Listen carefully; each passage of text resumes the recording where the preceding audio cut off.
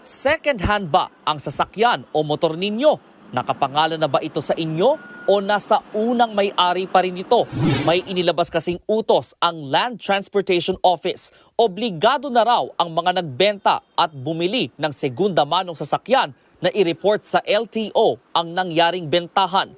Kung hindi, may multang aabot sa 40,000 pesos ang mahuhuling hindi susunod. Sa administrative order na inilabas ng LTO noong August 30, nakadetalye ang mga responsibilidad ng seller at buyer ng sasakyan. Ang nagbenta, required na mag-report sa LTO. Dapat siyang magsumite ng official receipt at certificate of registration o ORCR at deed of sale ng sasakyan. Dapat ding magpakita ang seller at ang buyer ng kanilang ID. May 5 araw na palugit para kumpletuhin ang requirement na yan pagkatapos ng bentahan. Habang ang buyer, merong 20 working days para maipalipat ang pangalan ng may-ari ng sasakyan. Tig 20,000 pesos ang multa kung hindi nila nagawa ang mga naturang requirement.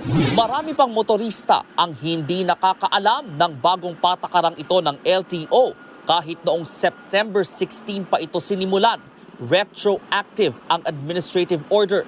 Ibig sabihin, sakop nito ang mga nagbenta at bumili ng second-hand na sasakyan. Expert, walang point ang kautosang ito.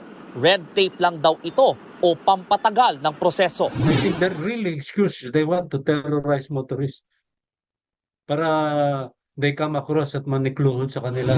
Paglilinaw naman ng LTO, legal ang batayan ng administrative order. Katunayan, alinsunod ito di umano sa Motorcycle Crime Prevention Act. Under our law, in case of accident po, ang liable po dyan is the registered owner. Malaking abala na po yan para po sa mga nagbenta ng sasakyan.